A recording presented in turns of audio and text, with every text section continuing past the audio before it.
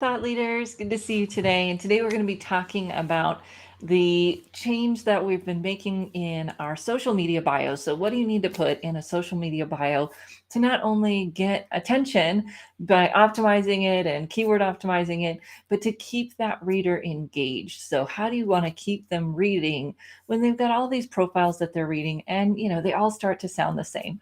Bonus of the story types of formats that we're going to be talking today, that profiles, is that they can't be copied and pasted. Or maybe they could be, but it would be really hard and it would sound weird, because we're going to talk about how you can get your client stories into the profiles. Now, one of the things that we know is important when we're talking about profiles is that we want someone to take action. So it's not just about, is the profile getting the right keywords? Does it get found? But does it lead that person to action? And this is obviously important for our job seekers and for us as business owners, or if we're working with entrepreneurs or other leaders in a business that are trying to use LinkedIn to achieve an action, right? To make something happen. They need to be able to do that, and they need to be able to use their profile to drive that action, in addition to their activity, which we'll talk about here a little bit as well. So we are going to be looking at that engaging profile, and then how do you take it to that next step and really make it connective to the rest of your individuals. And we are excited. We're going to have Deb DiB joining us. Here So I am. I'm on my hi, Deb. phone. I apologize for the skinny screen. That's great. We're happy to have you here.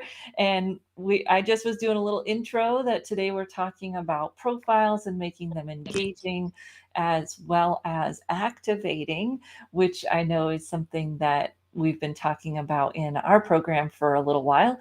Just it's great to be engaging and to get people reading, but then how do you make sure that they actually take an action? So this is one of your areas of expertise, Deb, especially when it comes to storytelling. And people have been talking about storytelling for a while. And I know that you can tell us why. Why is storytelling sticking around? It's sticking around because our brains love it.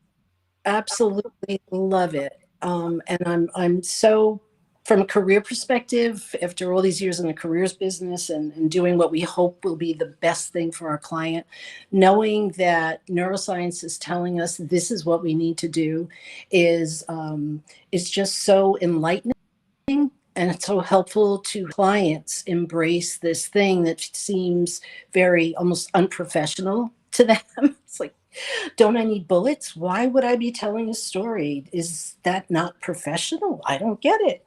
So here's what happens. Our brain, let's imagine that a typical resume, with a bulleted list, obviously well constructed by one of our wonderful career industry colleagues. Your brain will light up in two areas to kind of process those facts, if you will. Probably maybe even three, because our are fantastic and they write really compelling, interesting bullets. The thing is, no matter how great a bullet is, your brain is not going to remember it as well as it will in a story, because a story brings out emotion, brings out connection, brings out empathy.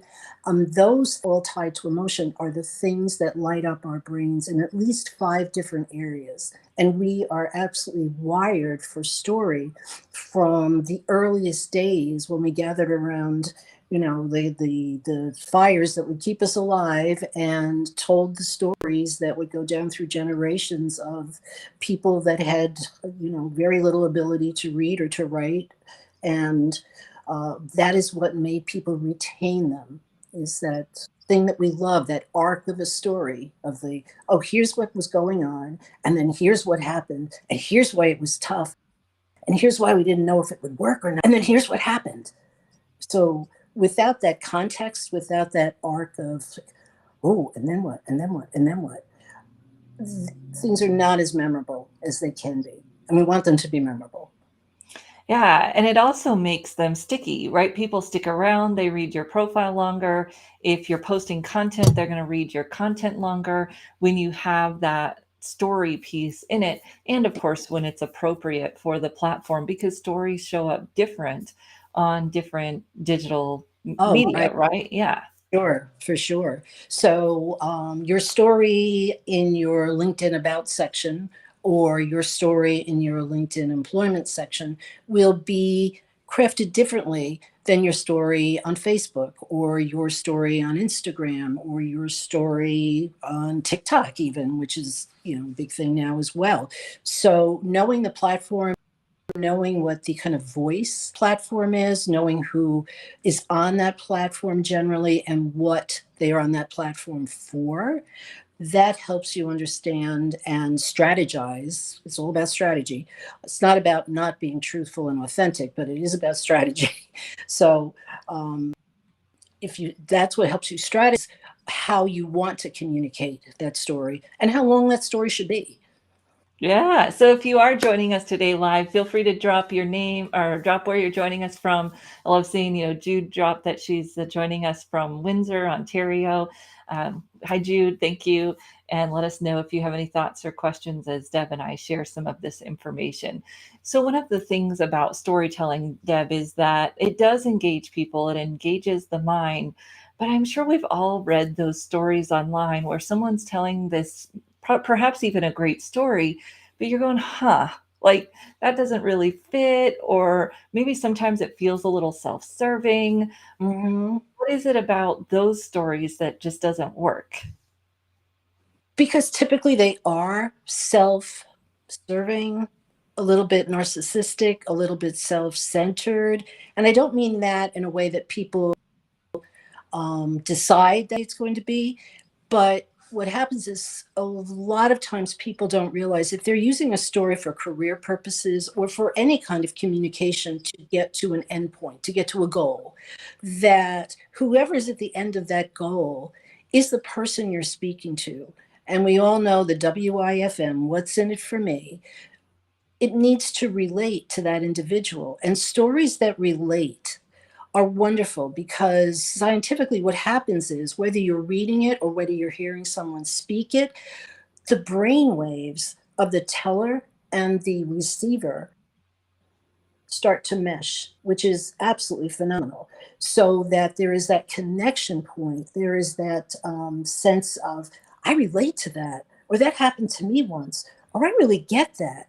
And so the only way that can happen is if the story is focused on ways that your receiver, if you will want to know more, will relate, will say, wow, I get this. I'd love to talk to this person, or I've got to tell somebody else about this person, or I just want to link to them on LinkedIn and I don't even know who they are.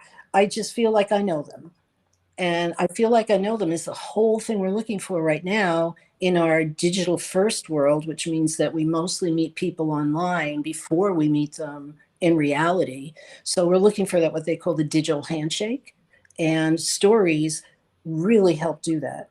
Imagine that you're in a networking situation in person and somebody gives you this dry, here I am, and I do this, and this is how long I've been doing it, and these are a couple things I've done.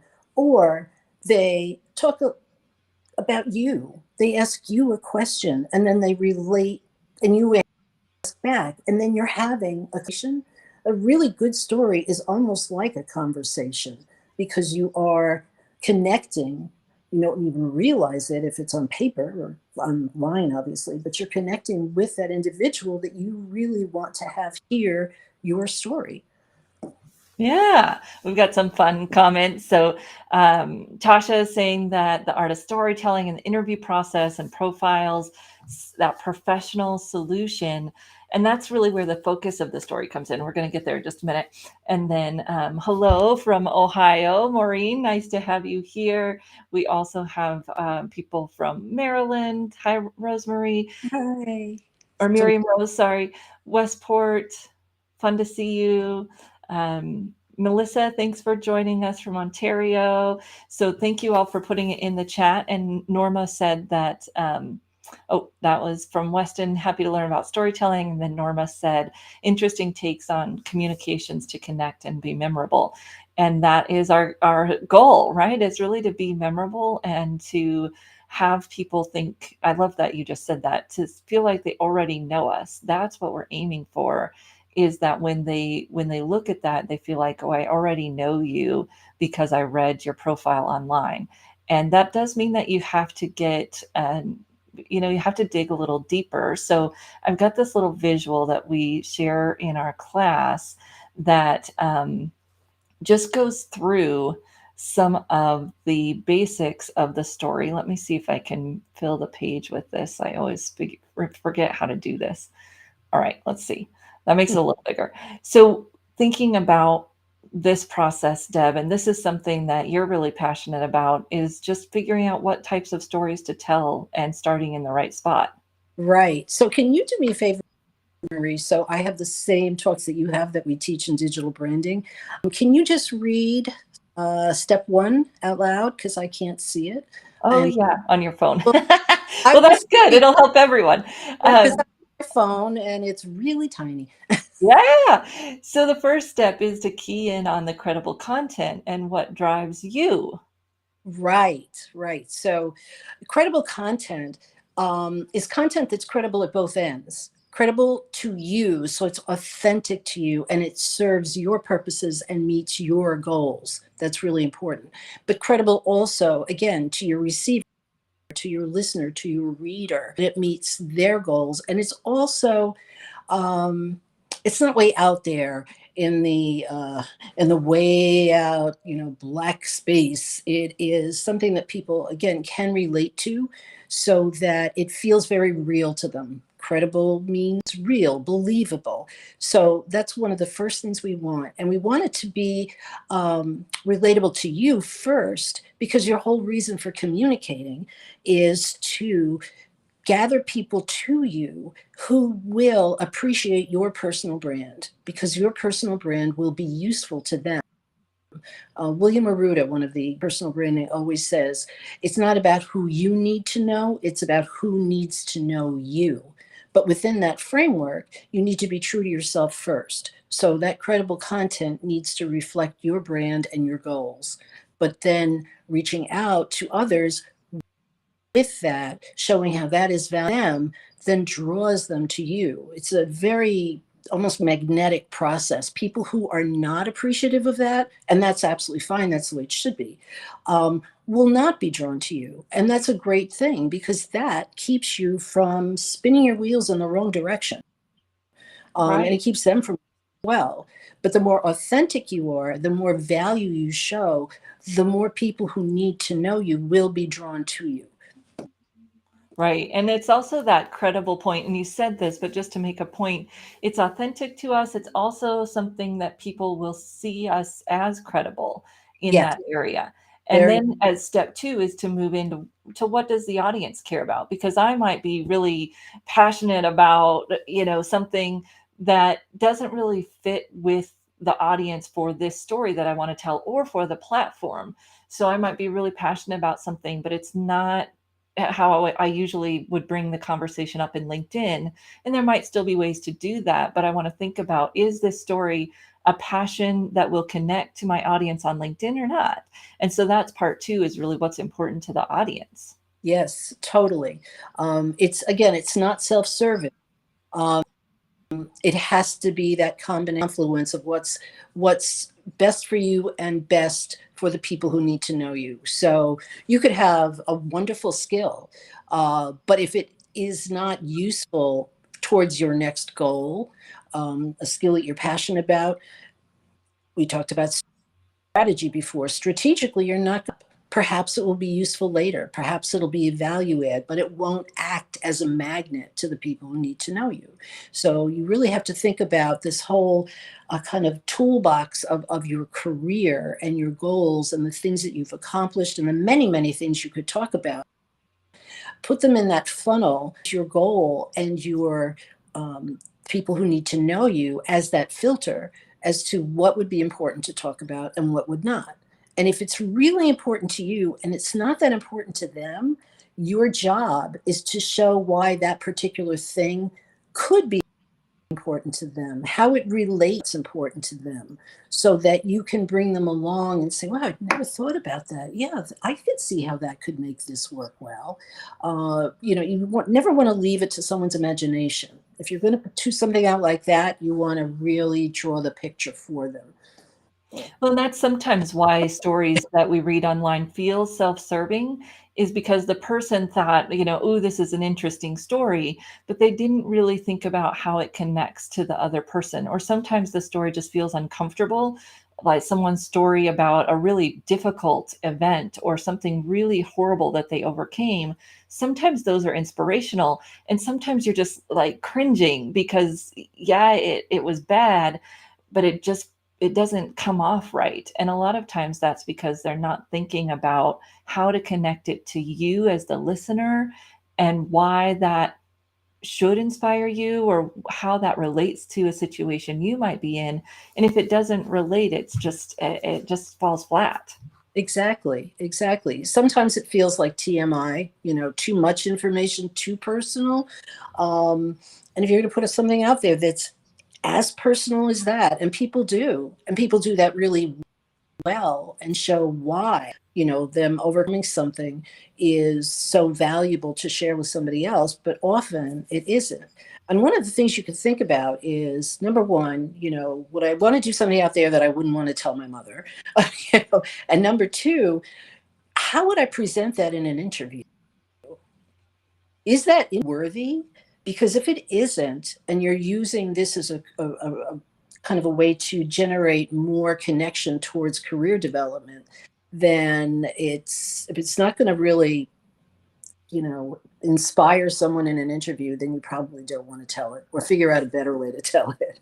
Yes, different parts of the story, which is why we talk about getting all the stories out. And that was step 3. I took down the graphic, but you get all the stories out based on that credible content to the audience. And then you're going to pick the ones that are right for that platform. So what does it look like to tell that story on the platform? And then Jude is asking, how do you develop that storytelling muscle? And I think it was a year ago where we went through the 4 story types that we teach in our storytelling class. So I'll drop the link to that down here, because that was like a 30-minute thing all in and of itself where we went through the 4 types of stories. And we all have some kind of structure that we use for stories, whether that's CAR or STAR, whatever it might be. But what most of the time, what those leave out is the emotion. So you're Exactly. really not getting into the emotion. And so how would you recommend that people kind of dig into the emotion beyond just the car story? Yeah, so the car story, it's funny, in what we do as career professionals, as writers, and as people who are coaching people who are writing their own career documents, we kind of pull out all that, what we consider to be excess, and streamline it into a car or a star story, or even to a really well crafted, 1 to 2 line bullet. In doing so, we take out a lot of the suspense, a lot of the context. We leave enough in so that we can tell that kind of micro story. But in doing that, I remember we talked about what's effective in different situations, in a resume, in a career portfolio, kind of library of car stories that sometimes we'll give clients to use as they need. It's very, very direct and precise, concise. Once we get it there, we have the ability to then bring it outward again, bringing it inward to that small space of car story gets you down to the essence of it, the thing that is going to be most effective communicating your value to those people who need to. Once you've done that, okay, you know what you want to say, what can you build around that that brings those storytelling elements into sharper focus? I always say that emotion lives between the bullets. The story lives between the bullets.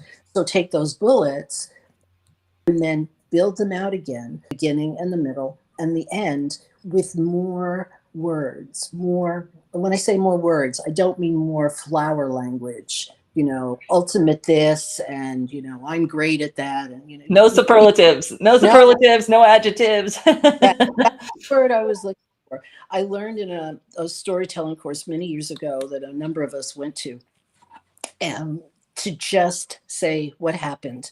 People a lot of times worry that they're going to feel like bragging. And oddly enough, executives feel like that a lot. So they would like to take out as much as they can and just say, I did this.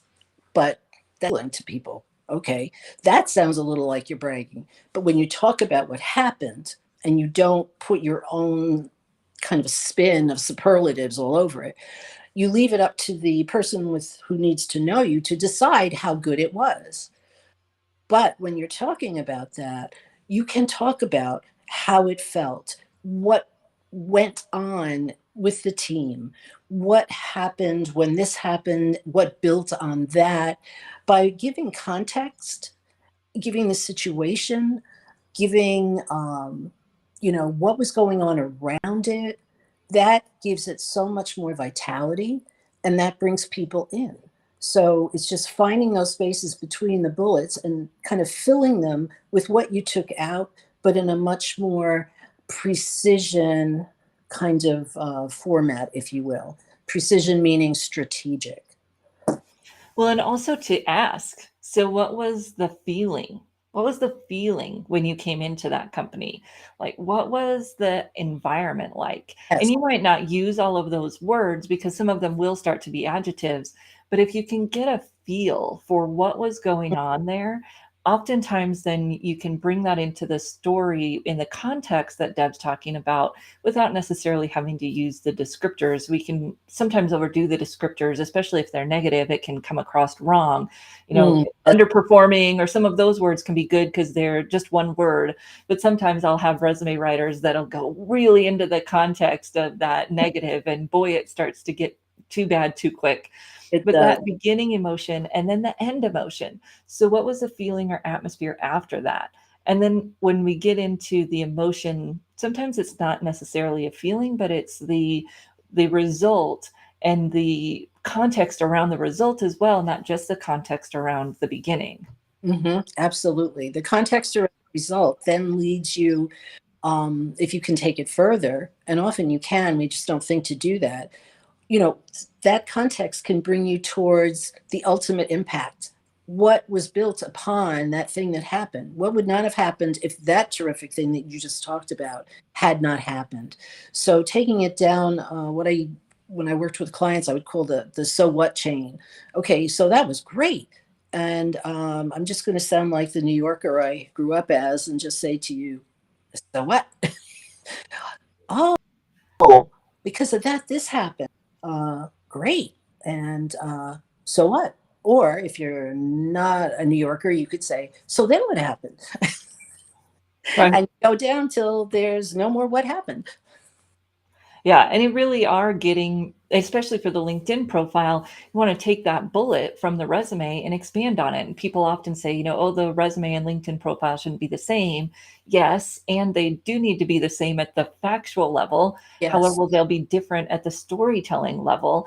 And I know you and I are both passionate about making sure that we do the experience section as a story, not Oh, just the summary or the about section. yeah, absolutely. And one of the big reasons, well, there are two overriding reasons. The first is if you're going to do your about section, which doesn't have to be what I always call a sales pitch. A lot of times we would write these as kind of a sales pitch, but talking about your experience, talking about the company you're with, whatever, that would kind of start out being redundant because people would start reading the same thing in the employment section. Also, it was not that transferable because if you were then looking for other opportunities or whatever, and you need to be about who you are and what your portable value is, it was more about the company you're working. So that didn't work out so well.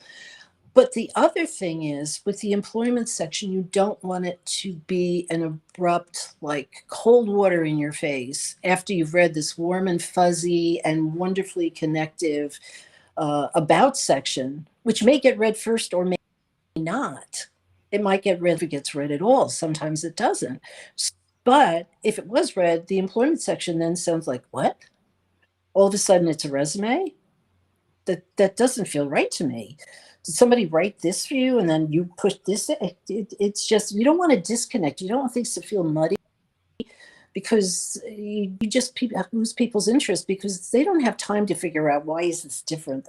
This doesn't feel authentic now. And that's the main thing. It's not authentic. But the other thing is, let's say the employment section gets read first. The about section doesn't. Maybe the whole employment section, after somebody's scanned to look for the dates and the companies and they go back to start reading, that's a storytelling situation. And you could still have bullets in it. You can format it all different ways. You can make it a story with lots of short paragraphs so it reads like bullets, or you can make it a little story, then bullets with what happened, etc.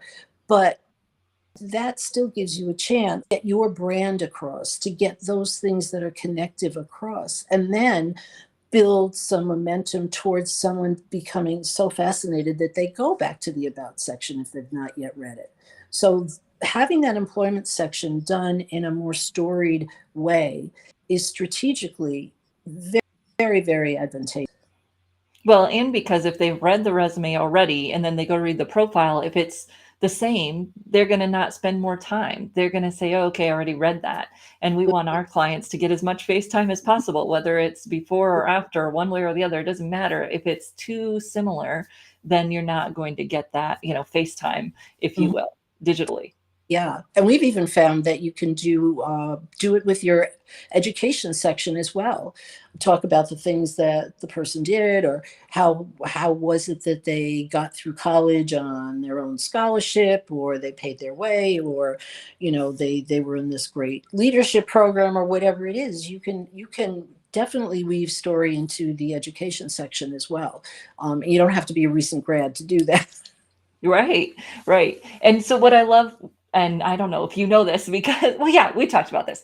So we are we're giving the digital branding strategists access to the recording that Deb and Louise and I did at the 2021 virtual symposium on storytelling. So they can get access to that and have the extra boost in their bio writing for LinkedIn profiles, whatever bio they might be writing.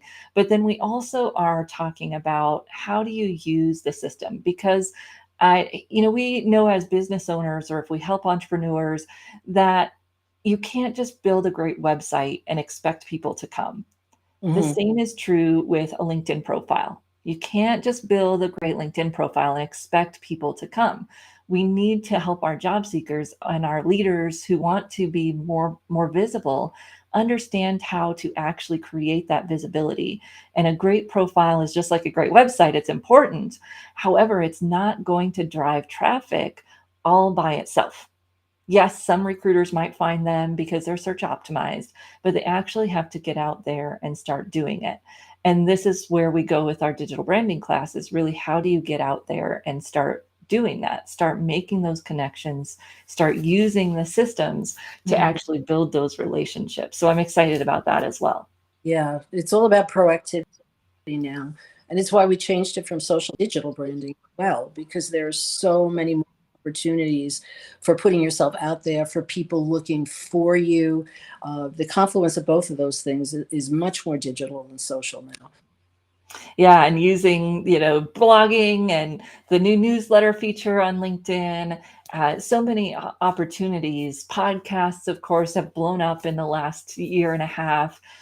Social audio. There's just so many opportunities, and we talk about how we can help clients do that, how we can help them figure out what platforms they want to be on. Oh, and by the way, that there are people that are coaches or strategists that get some opportunity to think about where they want to grow their digital brand as well. Yeah. So, Deb, I know people have said they love this. They love learning from you. Oh, Thank you. sharing what I know. Facebook user, the no adjectives rule, excellent. And getting down to what's most important.